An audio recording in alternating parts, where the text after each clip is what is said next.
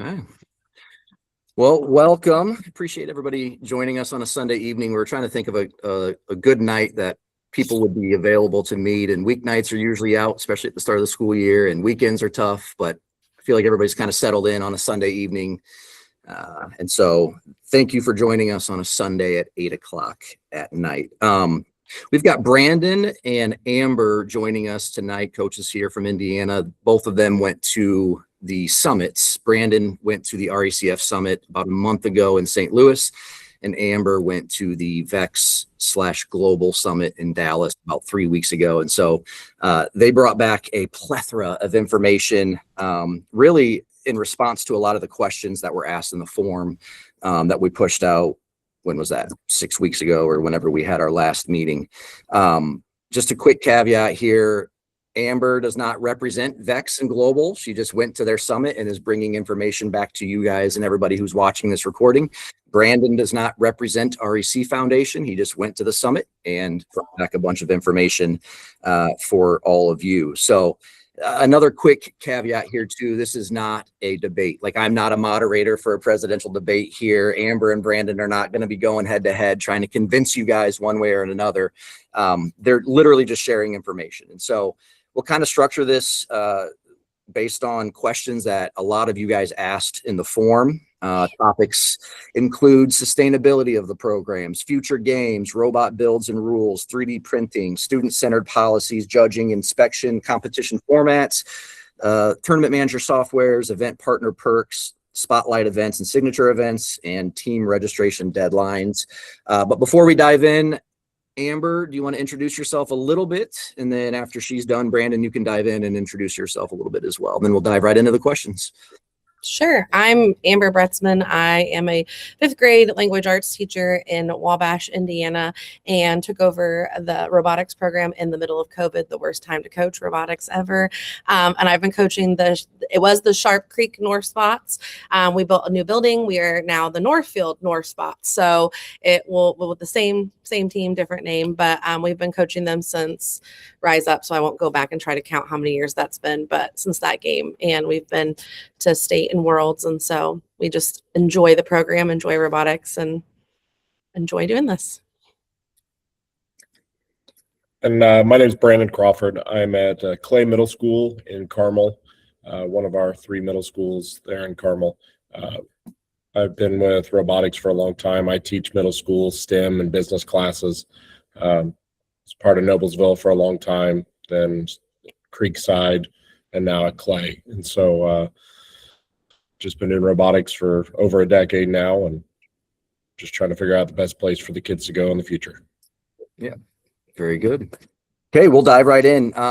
Really, the biggest question that was received in the form was about the sustainability of RECF moving forward. But I think, Amber, you have some information regarding the sustainability as well. So the question is this, and we'll start with Brandon and then go with Amber. Based on the information presented at each summit, how confident are you in each organization's long-term sustainability, leadership, and ability to continue supporting teams and event partners? Yeah.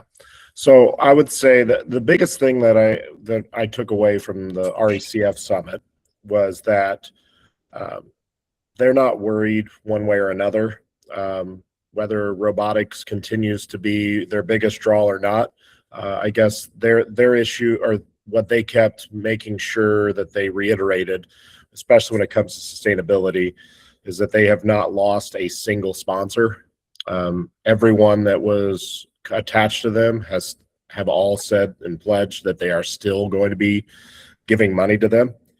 And they said they've actually picked up at least 2 or 3 new ones since the split, just because of personality issues that they had with previous grouping, and said that they have now joined back with REC because of that. So I know there's some big ones coming. So they had said they're not worried at all when it comes to the financial side, because they have those sponsors.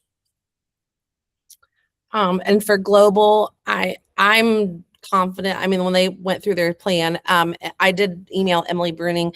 They are fully funded with partnerships right now. They will be announcing those partnerships when they announce the World Championship. I know we were all hoping that we'd know that location. And at the forum, they said they can confirm it. It's in the 48 states. So somewhere in not Alaska or Hawaii.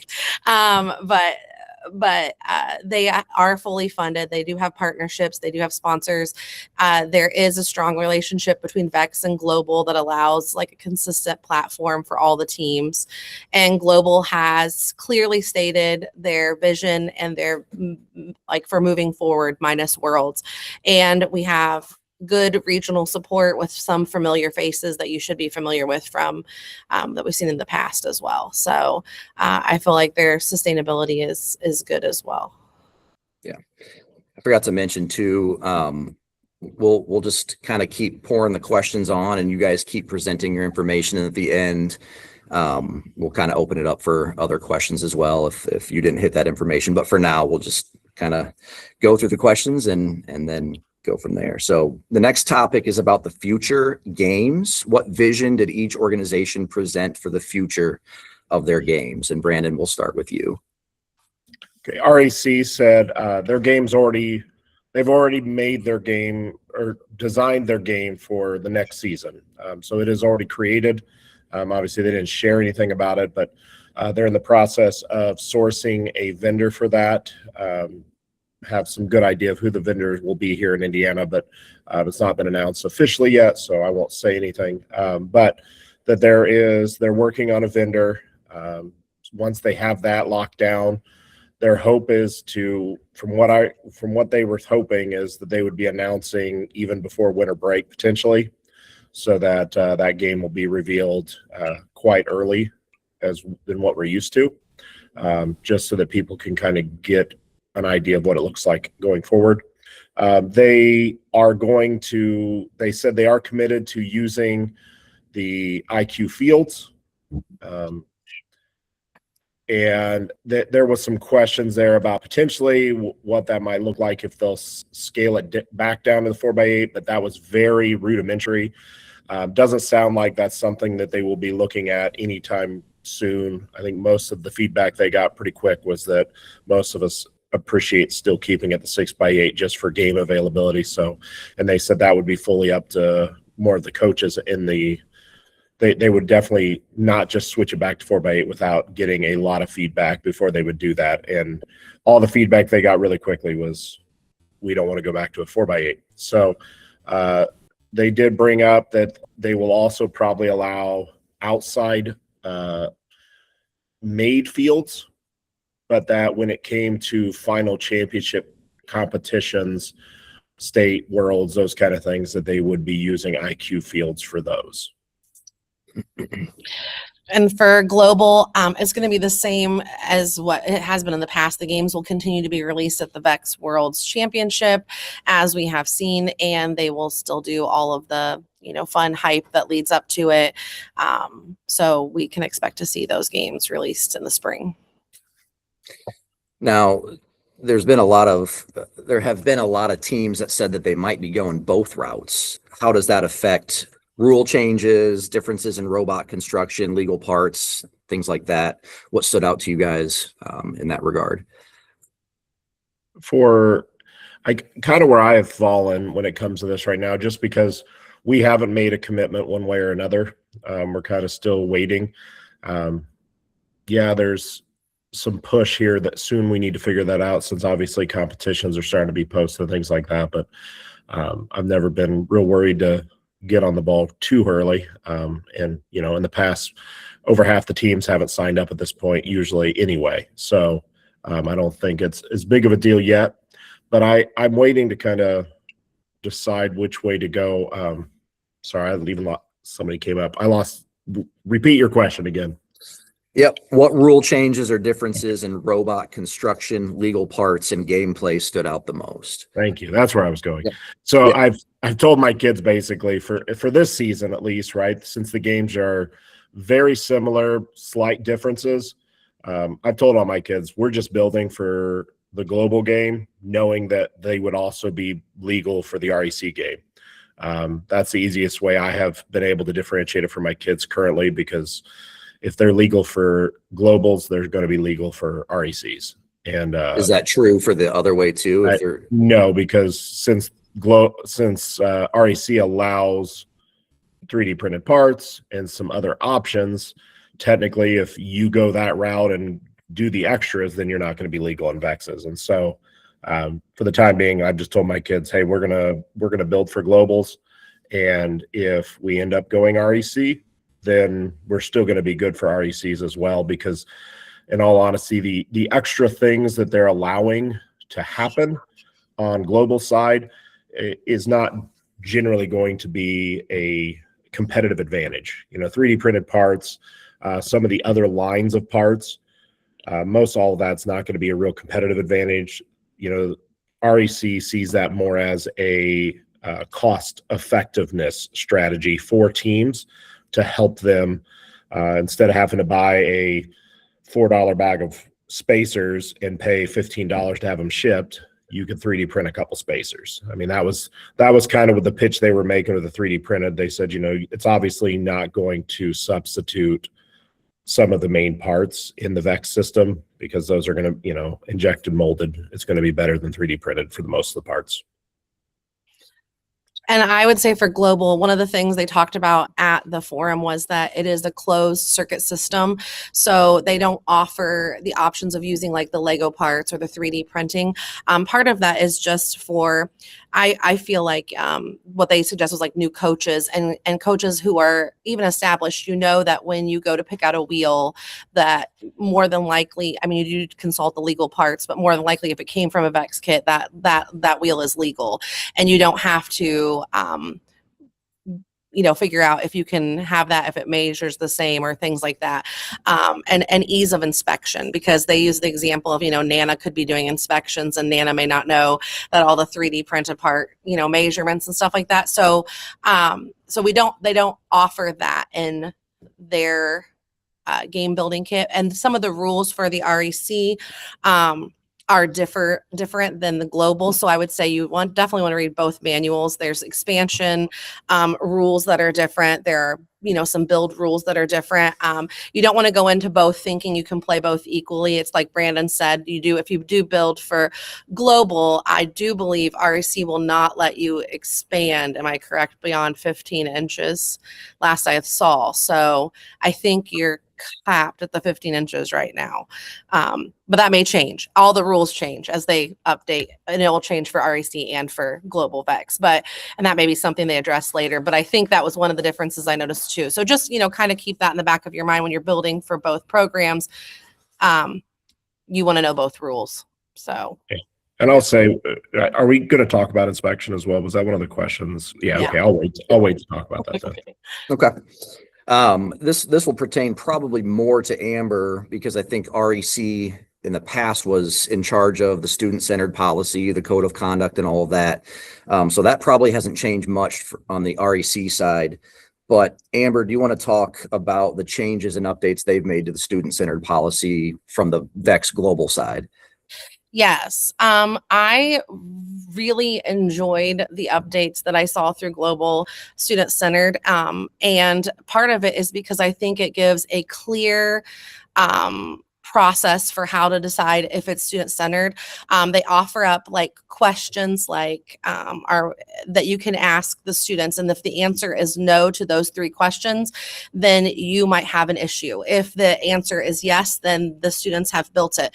So looking at, I'm just pulling up one here so I can share it with some of you guys so that you can see. But the student centered policy, there's one about design divergence and copying, which I think is a big issue that we've seen in the past, like with people talking about, teams, they didn't come up with that design. It is something that they've copied and or bought. Design divergence is, they talked about it where like cars, you see cars and they're designed and their engineering and functionality can be identical, but their but they can be cosmetically different, and some of the mechanics inside can be cosmetically, like we can be different. So two teams can reach the same solution on their own because the challenge rewards it. So that would pass the student-centered check. A team can find an idea outside on another robot or a real video and make it their own. That passes the design check. Or a student can look at a design without understanding it and adapt it without doing the engineering, and that would fail both the student design and centered and design check. Like if you copied a design and you don't understand it, you don't know where it came from, that is a fail. So there are questions that we can ask. There's also help checks, like for coaches, like if the kids say, we did it, we did the work, the mentor showed us how, that's a help check. If we get it, we understand what we did and why, that's a help check. If both of those are yes, then we did the work ourselves and no one took over. And they also talked about, I know we're going to talk about inspection later, but they talked about how if we're looking at robots and we see something that we are concerned about being built by students, or when we're doing inspection, there will be something that they're planning to add into Tournament Manager that we can flag, and that will become the judge's advisor issue that they will go and talk with that team, and they will address it, and then they will look at that student-centered policy. So it's not something that's going to be maybe always on the event partner's shoulders, or, you know, you'll have a clear way of checking it. And I'll drop it in the comments later, but I did create like a document that links that student-centered, and they also have new banners for the code of conduct, which are really nice, and they'll be offering those as a discount to event partners. But there's a lot of like little checks, and they're just 3 questions, which is really nice. There's a code one, there's a build one, there's student helping. I won't go through all of them, but I loved it. I just thought like it was written for high school or elementary. Like I can ask my elementary kids and they should be able to know if they did it or didn't do it, you know, and the same for the high school. So I think it does a really good job of painting a picture of what we are allowed to do as coaches. And I think that was always kind of in question before. And I remember talking with a coach, this was years and years ago. She's a middle school math teacher. And I always like to share this story because it kind of emphasizes the extremes of where people have been in the past. And I went to one of her practices just to observe, and she just was very frustrated that the kids weren't really building great designs and competing well. And I asked her like what her philosophy was. She's like, it's student centered. So I just put all the parts on the table and just let them explore, and I grade papers. And I was like, you know, you're a math teacher, right? So when you're teaching a math lesson, do you just throw a bunch of numbers up on the board and let the kids explore with them? Or do you teach them concepts? She's like, oh, that's a good point. Like I teach them concepts. And this really lays it out with the ownership check, the help check. It really kind of lays out exactly what our role is as a coach. And the game manual has stated for years now, like kids are not born engineers. They aren't born knowing what gear ratios are naturally or what different mechanisms are. And it's your job as a coach to teach that. And so going through that. And when I was saying, even has in the help check, like questions that you can ask, like the kids, like, what have you tried?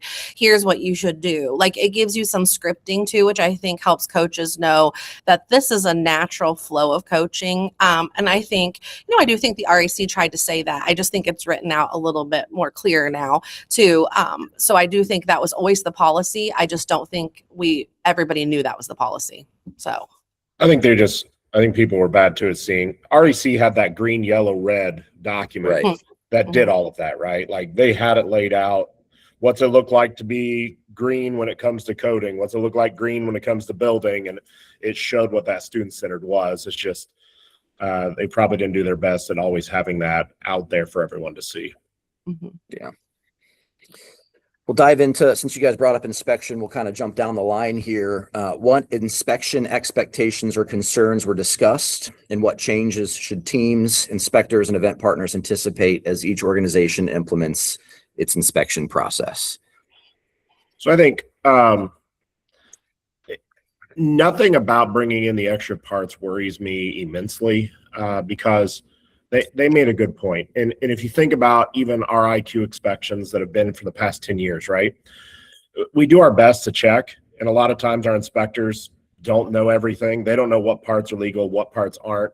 They're not looking down deep enough into the axles to see, do they have a metal spacer? Do they have lubricant on any of the axles, right? So there's so many things like that that it's part of the questions, right? That the kids answer do these things when you're going through. And if they say yes, they say yes. And I think that's where it takes a lot of the pressure off of inspection, because it doesn't really matter when you're looking at those two things. I feel even as a new coach, right? Like I could buy all VEX parts and I'm still able to use VEX parts for REC if I go that route. But when it comes down to it, if the kids say this is legal and you look at it, it all looks legal, then it's legal, because cheaters are going to cheat.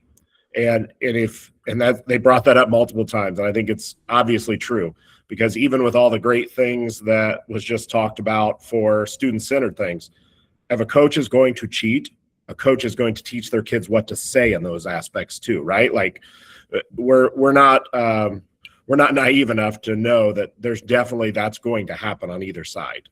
So we can put as many guide rails and safety rails as we can in, but at the end of the day, if someone wants to cheat, they're going to cheat. And so as long as it's stated, like it says, are all these parts legal? And they say yes, at some point they're going to get caught. I mean, people get caught every year at the championships, right? That's when they get caught, because now we have real inspectors who know forward and back what's supposed to be on there, and they take the time to train them. And that's when they get caught. Usually it's state more than worlds, right? Because we all know state's inspection is harder than world's inspection. So I always tell my kids, if you can pass at state, you'll pass at worlds. So. And then for global, the inspections, one thing that I'm excited about will now be digital. You can still do the paper, but you will be able to put it on a tablet, and you can go down the line, and there will not be any coach's signatures anymore. So it will be student kind of sending back to that student-centered check, like it should be coming from the students. The students should be building it. The students should be answering. So it will all go back to the students. So that's kind of really nice. And then just that, I just mentioned it again, but that closed circuit VEX parts, like the familiarity of it, like if you have a head referee who is trained, in the VEX parts, then they would know those parts, or, volunteers or whatever, but that does make it a little bit easier too.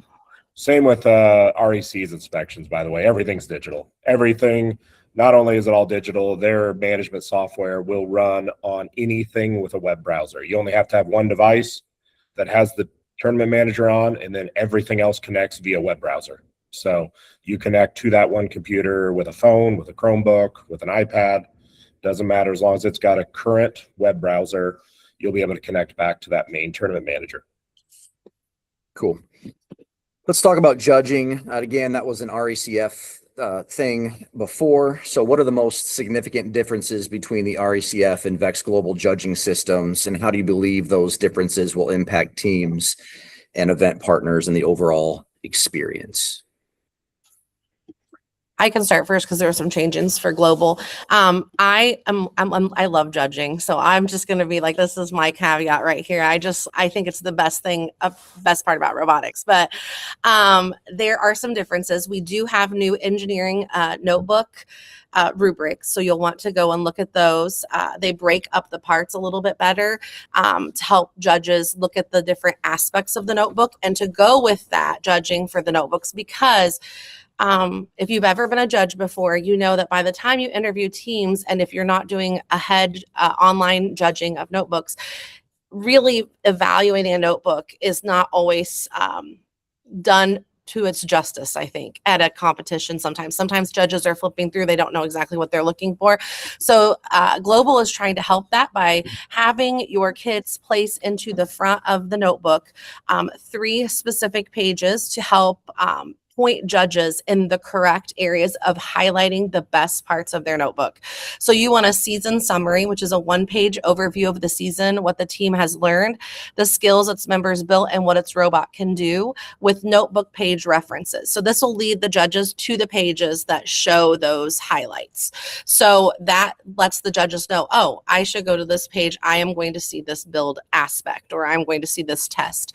That doesn't mean they're not going to flip through the whole notebook. That just helps guide them to certain parts. The second is a code summary, because again, we go back to the whole, like, sometimes We get outside judges to come to our competitions. So sometimes they are engineers, sometimes they're programmers, sometimes they understand code, and sometimes they're somebody from our community foundation or city hall or whatever, and they don't understand code. So they look at it and they think it looks impressive because it fills up a whole page, but it can do nothing, you know? And so they want a code summary that explains how the team's code should work, its job, and that will let someone who does not read code follow the logic of the student's code. So they want it to explain it like you're explaining it to an elementary student or someone lower. And then a credit summary. So instead of, you can still source your credits on like the pages where you put them, like if you refer to a YouTube video or whatever, but kind of like a bibliography, I think of as like an language arts teacher, like you want that in the front that gives credit to all the places where you've gotten your ideas or your sources.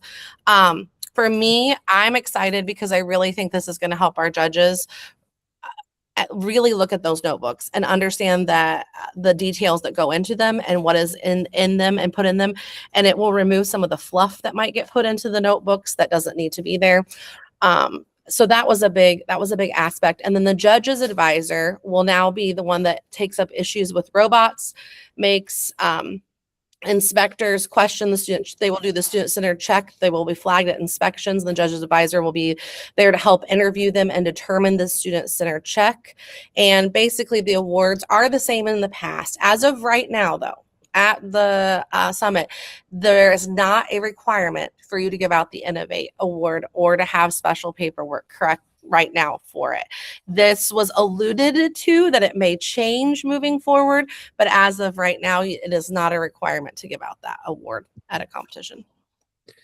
Are those 3 summaries that you mentioned, are those required for the judges awards for the excellence, the design, the innovate? And if I'm understanding them correctly, it's a separate document that you submit, right? Yes. And in my understanding, when they were saying it, and I haven't gone back through, they just linked it. I was reading some things the other day. They alluded to that, yes, those should be in the front of your notebook. Like that if you are kind of wanting to be considered for awards, that should be something that you're putting in there. Especially if you're wanting the think, like they talked about the Think Award. They're like, if you're wanting the Think Award and the judges don't understand your code, they can't figure out what it's supposed to do, but you wrote, like you just clicked on a bunch of block code and you slid it in there and it looks good, then they're like, and they give you the Think Award, but it does nothing. You know, this lets the judges say, okay, you said it can do this. If we go in and watch you run a skills run, does it do what it says? So yeah, I think that is the gist, is they would like those in the front. Yes. Brandon, any changes? No real changes. I mean, obviously when Amber brought that up and was talking about it, I was like, so it's very similar to the innovation thing. And so I've told all my kids, like, again, it's one of those things. I'm like, it doesn't matter which side we go. Those things should have been in your notebook anyway, right? Like put those documents in. It's a great idea. And so no matter which side we fall on, whether we're REC or global, we're going to have those things in our notebooks because it does make a good point of something I probably should have already been telling my kids to do. Right. Yeah. And make note that it's 1 page. So I can see people like wanting to summarize into 10 pages, but it should be. I told them just like the Innovate Award. I said, just like the Innovate Award. Yes. Every award you want to win, let's put a document in the front and have it reference what page numbers. I mean, it's a great way to point people towards your notebook anyway. Yeah. Good. Diving into competition formats, what might be some changes in how competitions are structured and run, and how might those differences affect student experience and event operations? And really, again, this might pertain more to Brandon and the REC side, but Amber, you're obviously welcome to dive into. Oh, I have one special competition I'll talk about, but I'll let share first. Well, we'll get to the spotlight stuff later. Oh, okay. Is that what you're referencing? Yes, I was going to reference that. I would say, obviously, the biggest thing that I would be most excited about to try an REC event is REC is very open to new ideas, especially this year, and letting us, they said, you know, if you're running an event and you want to try some new things that you've not tried before, they're more than willing this year to let you try those. One of the big ones that I've always wished that VEX IQ had was an actual alliance selection. And so they said they would be perfectly fine with you running an event and saying we're going to have an alliance selection just like they do at V5 or like they do in the drone competition, which my middle schoolers do drone competitions, and we do an alliance selection as well. and then could even do finals either as a true multi-elimination, or you could do it like the drone competition does, which if you don't know the drone competition, you take your top 8 alliances, they compete, the top 4 go on to the next round, then the top 2, and then the 1. So you have to win 3 times in a row, basically. You have to be in the top half 3 times in a row to win. And so I did like the ability, because I think that's one of the biggest things that VEX IQ is missing, especially at the middle school level. I understand the elementary is a little bit more challenging, especially when it comes to an alliance selection model with feelings and kids, feelings getting hurt and whatever. But the amount of times that just because my team gets first or second or third, and then they just get partnered with another team that doesn't actually benefit them and help them. And I think the other aspect of actually having to go talk to other humans is such a big need for a lot of our kids in this area, because they have to actually go advocate for themselves. And I think the alliance selection is such a huge part of that. And I've wanted it. I used to do V5 12 years ago. Well, I guess it would have been the old Cortex robots at that time. But and I love the alliance selection, the extra strategy that goes into alliance selection, and the fact that you could be 40th out of 40 teams. You can still make finals if you can show, hey, we had a bad run.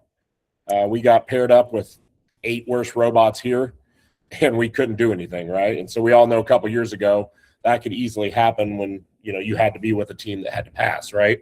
Last year, a little harder to say it was all the other person's fault, right? You should still be able to hold your own fairly well, but if you're in a very strong teamwork match where it requires a teamwork person, you could end up being pretty low, but you could have been really helpful to another team. And so that would be the biggest thing I would say is different competition-wise, is just that flexibility that they're willing to let EPs do this year, especially, that we've never been able to do. Well, how do you go about using that flex? Do you have to get that approved by Emily? Do you have to how does that work if it's going to be different, if it's not uniform across the board? So Emily O just said that Emily Honorado, who's would be our support for REC in the state of Indiana, you would just say, hey, this is what I like to do. And basically it said everything's going to be approved as long as it's not too horribly crazy. And the biggest thing is that it's just presented ahead of time, right? Like if I list my event and I say, well, it's going to be an alliance selection, they know that ahead of time coming in. And even if it's a blended event, if an elementary coach brings their kids and say they're not in the top 8 or the top 10, whatever we decide is the alliance, who gets to pick an alliance, if they're not in that top 10 and they say, my kids won't do well with this, they can opt out if they want, or if they feel like, hey, they're 30th, we don't want to be we don't want to go out there, it's going to be too much for the kids, they can do that. Or they can just choose not to come to that competition. Or you could still do it the way we've always done it, first with second, third with fourth, but do a multi-layered actual tournament instead of just one and done, where you could say, we're going to take the top 8, and it's going to be 1, 2, 3, 4 all the way down, but you have to be in the top 4 of those 8 to move on to the next round, top 2, and so on. So just that ability to actually try some things that I think a lot of us have probably wanted to try, especially as an event partner, or some of us that just wanted to see some extra intricacies for our teams. Sure. I was gonna say, Amber, did you have anything? I was just gonna say we're gonna have the same tournaments that you can have, but the one thing that I did want to tell people is that for signature events, they now are offering the 3-year guarantee for people who want to do a signature event, that you can have that event for 3 years. So that is something that as a competition format is different than it was in the previous. So okay. Well, then let's talk about the spotlight events and the signature events. What is a spotlight event? And again, this pertains more to the global side because it's something new on their part. How does that compare to the signature events? Because we've all heard of signature events, but how does it compare in purpose and qualification process and prestige and opportunities for teams? So signature events are like they've always been. I'll start with that because if people are familiar with them, but they're world qualifiers. If Indiana hosts one, you can have 50% of your state in attendance, and then the rest can come from all over. And it is it has to be a 2-day event. And and so that's part of the requirement for that. And they're expensive, and they usually are at a big venue, and they cost a lot of money. And when I was at the summit, I was shocked at the amount of money some people are spending on these signature events. And spotlight events as an event partner excited me so much because it is a world qualifier. It is a one-day event. It can be hosted like wherever you want, but it's just something that is like, it's to spotlight something. It's a new class that is an elevated experience, provides like a unique team experience, highlighting exceptionally strong tournament operations, judging and refereeing. So like, I'll tell you, I was thinking of hosting one at, like, we have an Air Force base near us. And so I was like, that would be really cool to go there for a day and have a spotlight tournament at the Air Force base and bring in some equipment. Like, and it'd be a world qualifier. I like it for a couple of reasons. One, I don't have to arrange lodging for the most part for people coming in. Two, I don't have to book a venue for two days. I just think, and it gives that world experience to students in this area that might not get that world experience outside of it. So I do really like that. And so if you have an idea that's been in your head, or you do a competition right now that already is elevated and over the top and exciting, then contact Emily Bruning, and that is how you start going through the steps to get that to become a spotlight.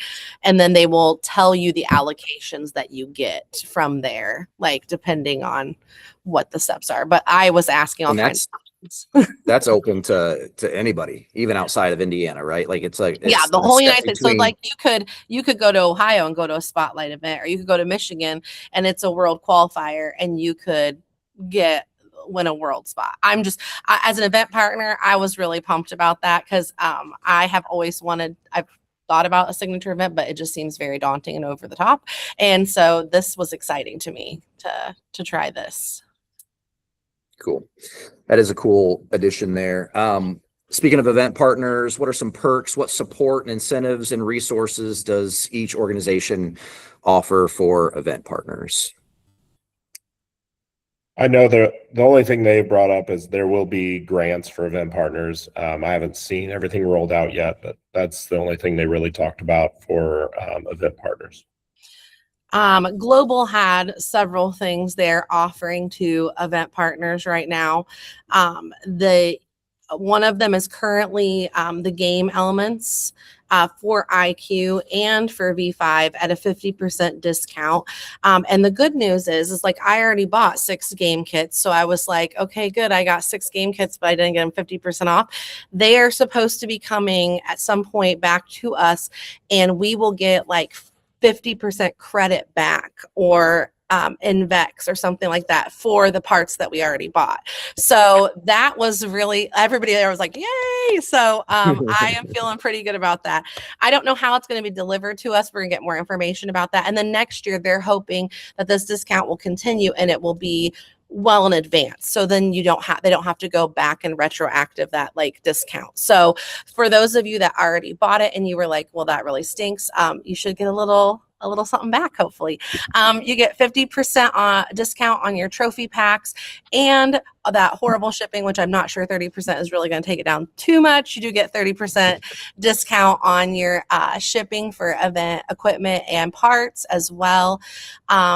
We felt like so they addressed, like, because we all know it's like the elephant in the room. They address the fact that you can't order the parts if you are REC, if you're not registered with VEX.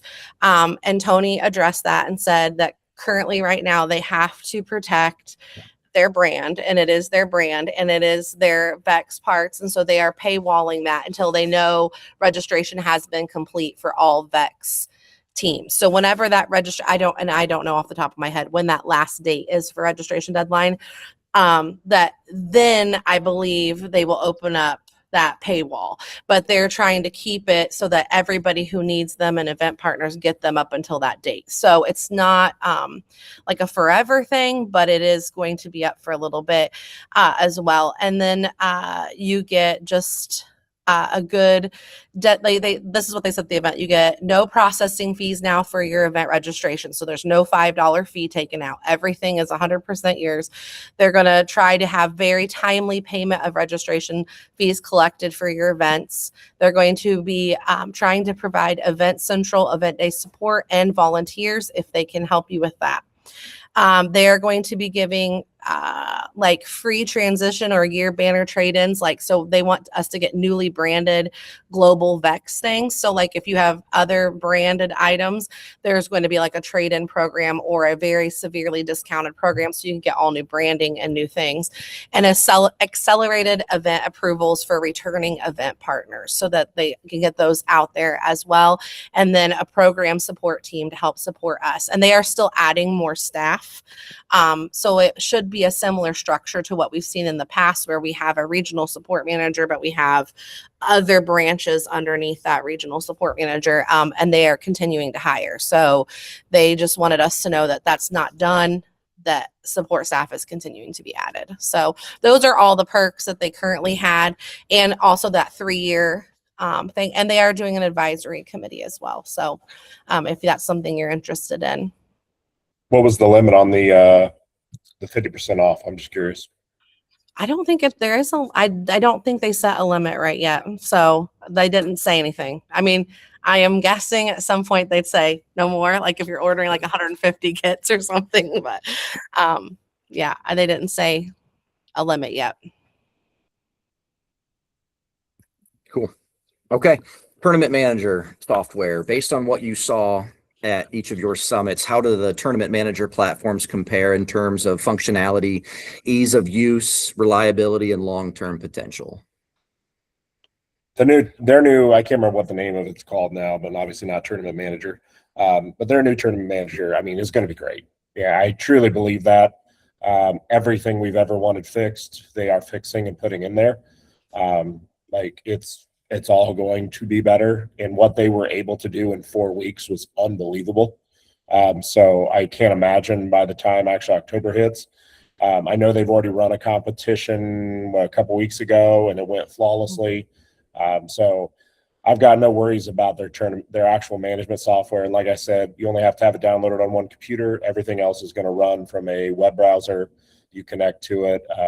As long as you can get on the internet with the device, you'll be able to connect. And so pretty cool system that way. It allows a lot more flexibility, I feel like. And then for tournament manager, they are actually they're planning on overhauling the whole program, but they don't know if they're going to release that whole overhaul this season they don't want to mess up event partners.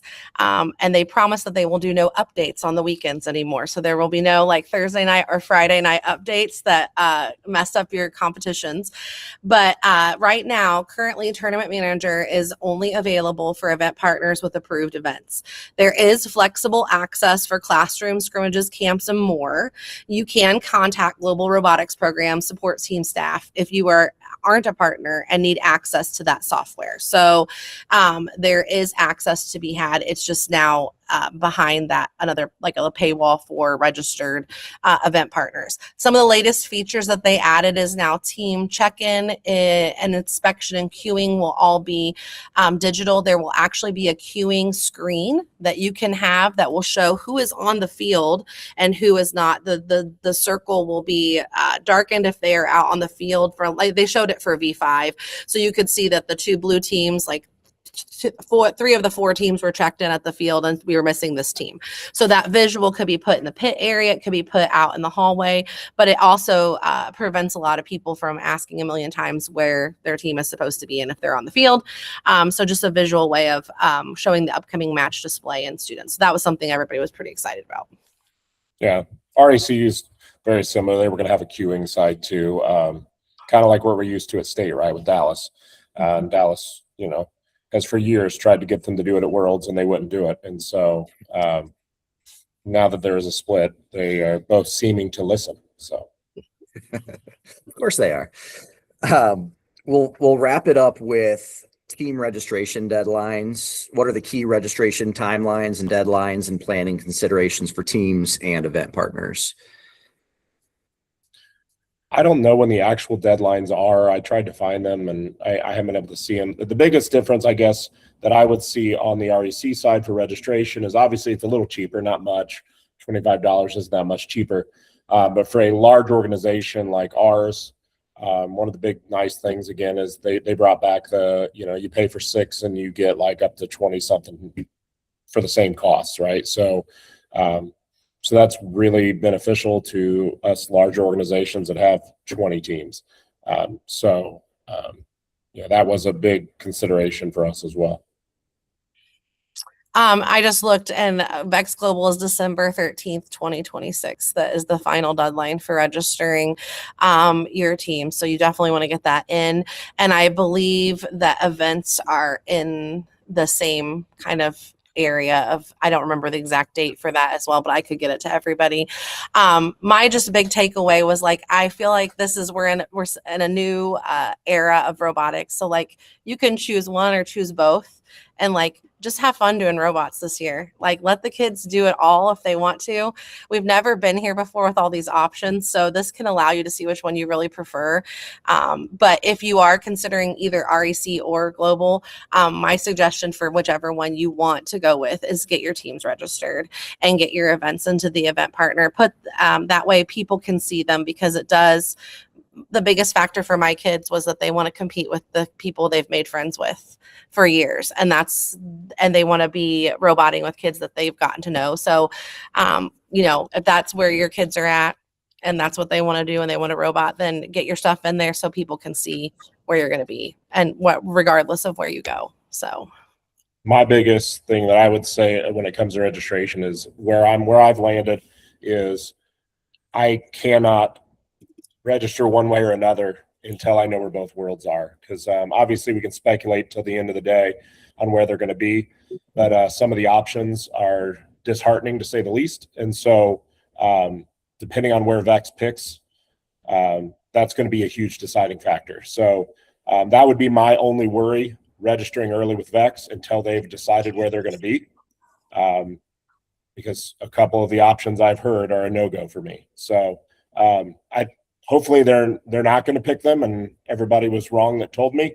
but that would be my only worry. And because there's also been some really good ones that were suggested too that I've heard. So, I mean, it could fall really, really good for their worlds. It could fall really bad. And so that would be my only worry. And obviously I'm not going to register 14 teams at 200 a pop and find out later that Worlds is not a location we can go to. So, and I will also say that I do know at Global, they stated that Worlds will fall in the same time frame that we have previously fallen. So just kind of keeping in the back of your mind that I foresee, and I could be wrong, but I foresee both happening at the same time. I see REC and Global having Worlds simultaneously. So if that is a factor to you, and you want to wait, I would keep that in the back of your mind. I also dropped the link to a Google Doc where I linked all those student codes and the registration link and just different things that I found when I was a new coach, very overwhelming to dig through the libraries and find. I tried to streamline it for coaches in case they want to find it. If you don't find it helpful, just ignore it. So cool.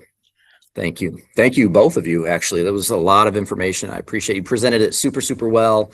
We'll kind of end it on that. And if people want to bolt out, they can, they're welcome to, but Brandon and Amber, are you guys okay with just staying in here and answering questions? And it doesn't looks like we have 21 people in here. So we don't need to do anything fancy, like raising your hand or anything. Just ask a question and we'll see. Although Michael just raised his hand. Just give me, you have to give me 2 minutes. I've got to grab an extension cord if this thing's going to die. So I was hoping I could make it the whole time and it's not going to make it. So just give me 1 second. Yep. No problem. There's always that one student that has to do what you say. No. What's Jason saying? Go ahead, Michael. I did look at the global website throughout this month, and I did notice that if you register more than 7 teams, that it is free past 7. So global is doing the exact same thing from what I heard from Brandon as well, because I'm registering 13 teams as well. My hope is, because I did pay for 12 fields already, that I get some of that money back as credit for the registration of teams as well. I did send an email to Emily, but I haven't heard nothing yet. Yeah.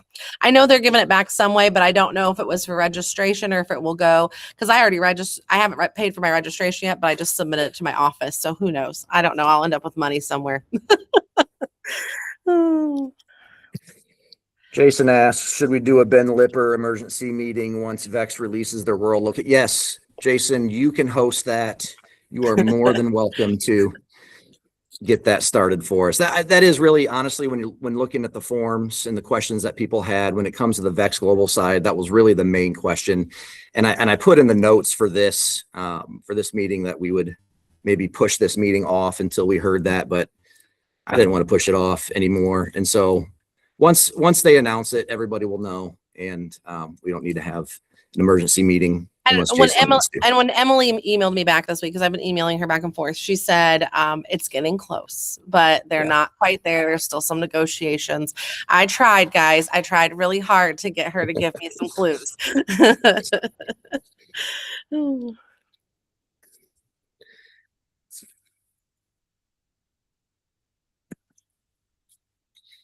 What other questions out there? You guys just did such a good job. I don't think anyone has any questions.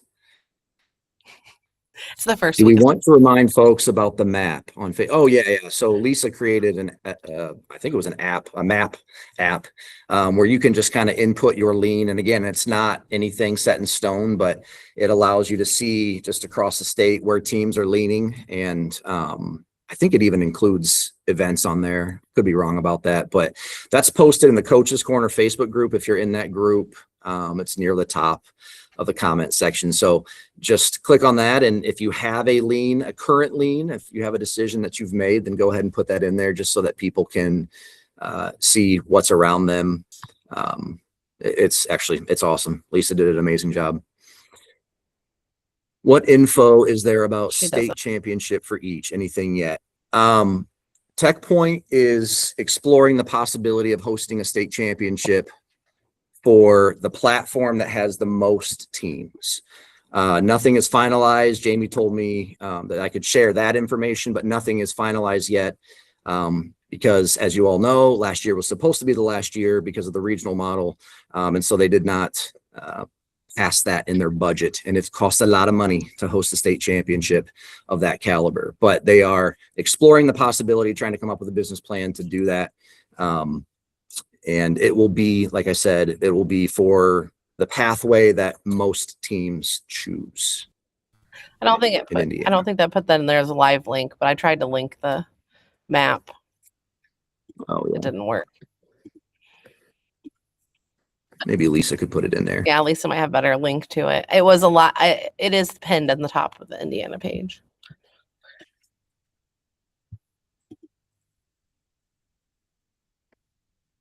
And I also think it's helpful too. I'm just going to offer this as a suggestion. I like seeing where people are hosting their competitions. So if anybody wants to drop, like when you're event partner, that you have competition and the dates, it helps me plan my competitions and what you're with. Like, I do think it helps coaches. So if there's other people that like that as well, it is kind of nice. And then it also lets people see where around them might be competitions.